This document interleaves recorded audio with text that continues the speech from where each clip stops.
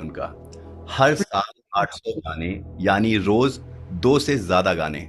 Google ने उन्हें humming king of the world का खिताब दिया। जुबिन दा 12 म्यूजिकल इंस्ट्रूमेंट्स बजाते थे, जिसमें आनंद लहरी जैसा एक्सट्रीमली रेयर इंस्ट्रूमेंट भी शामिल था। दिलचस्प और शॉकिंग बात यह है कि सक्सेस के बाद जुबिन ने मुंबई छोड़ने का फैसला किया। उन्होंने कहा था, मुंबई में बहुत एटीट्यूड है, मैं असम में राजा की तरह जीऊंगा और एक राजा की तरह मरूंगा। वो फिर मुंबई छोड़कर वापस असम आ गए। यहीं से शुरू हुआ जुबिन दा का असली सफर। उनके सोशल वर्क, पॉलिटिकल एक्टिविज्म और फियरलेस स्टेटमेंट्स का दौर।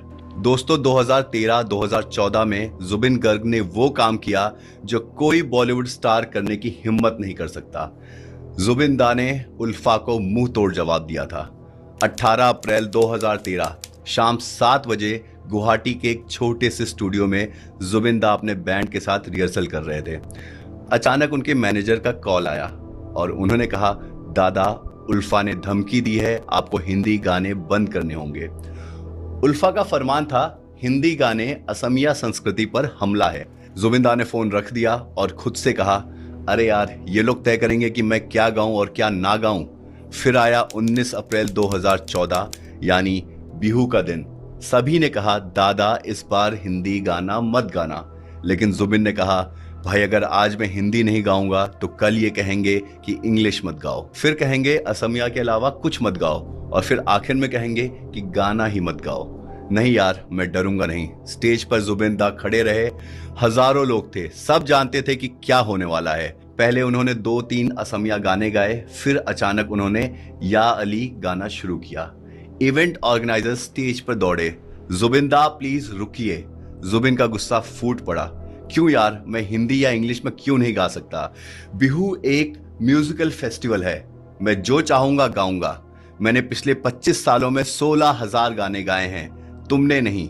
इतना कहकर जुबिन दा ने माइक फेंका और वो स्टेज से चले गए। भीड़ गुस्से में आ गई। भीड़ को कंट्रोल करने के लिए पुलिस को लाठीचार्ज तक करना पड़ा। फिर उल्फा ने साफ धमकी दे दी, अगर जुबिन दा हिंदी एग्रेशंस के एजेंट बनकर काम करेंगे तो कॉन्फ्लिक्ट का रूप क्लैश में बदल जाएगा। उल्फा किसी भी इवेंचुअलिटी के लिए जिम्मेदार नहीं होगा। इस पर जुबिन दा का जवाब था, हिंदी एक राष्ट्रीय भाषा है और मुझे इससे प्रेम है। कोई ऑर्गेनाइजेशन ये तय नहीं कर सकती कि एक आर्टिस्ट को क्या गाना चाहिए। उसके बाद असम सरकार ने उन्हें 2 पीएसओ और एस्कॉर्ट व्हीकल दी, लेकिन जुबिन दा ने कहा, मैं लोगों के बीच सिक्योरिटी कवर से ज्यादा सेफ फील करता हूं। दोस्तों, जुबिन दा के बारे में एक बहुत अजीबोगरीब बात है जो बहुत कम लोग जानते हैं। जुबिन दा के बचपन में पालतू जानवर थे, और आपको हैरानी होगी जान के कि जब वो छोटे थे तो उन्होंने एक बेबी टाइगर पाला था, 2 मोर पाले थे, एक डियर था और कई कुत्ते। वे एनिमल से बात करते थे जैसे वो उनके अच्छे दोस्त हों। इसी प्रेम ने बाद में उन्हें पेटा इंडिया से हीरो टू एनिमल्स अवार्ड दिलाया।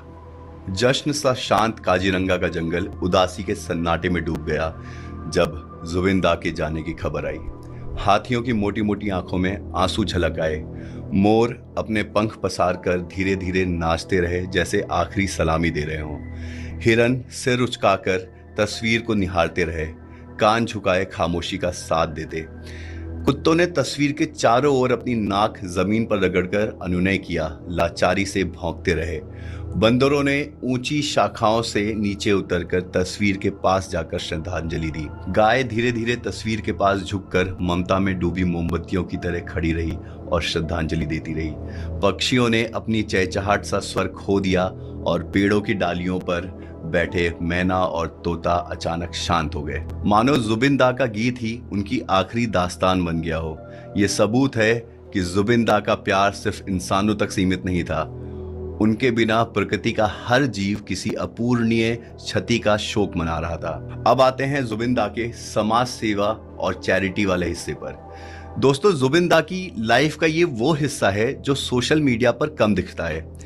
एक कंबल बांटने पे भी लोग ना फोटो खींचकर सोशल मीडिया पे सुर्खियां बटोरते हैं, लेकिन जुबिन दा ने न जाने कितने ही लोगों की जिंदगियां बदल दी और किसी को कानों कान तक भनक नहीं लगी। जुबिन दा का अपना चैरिटी ऑर्गेनाइजेशन है। हर साल आसाम में बाढ़ आती है और जुबिन दा हमेशा सबसे आगे खड़े होते थे।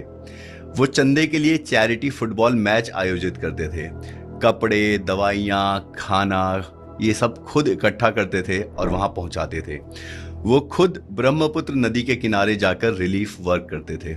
इतना ही नहीं दोस्तों, जुबिन दा की व्यक्तिगत मदद की भी अनगिनत कहानियां हैं। वो जरूरतमंदों को दिल की सर्जरी के लिए पैसे देते, कृत्रिम अंगों का इंतजाम करते, बच्चों की पढ़ाई का खर्च उठाते और तो और शादी ब्याह में भी मदद करते थे। कोविड-19 के दौरान उन्होंने अपने घर को ही कोविड केयर सेंटर बना दिया। अपनी पत्नी गरिमा के साथ मिलकर 15 गरीब बच्चे गोद लिए। जुबिन दा थे तो एक आर्टिस्ट, मगर उनकी हिम्मत और उनकी दिलेरी उन्हें रियल लाइफ में हीरो बनाती थी।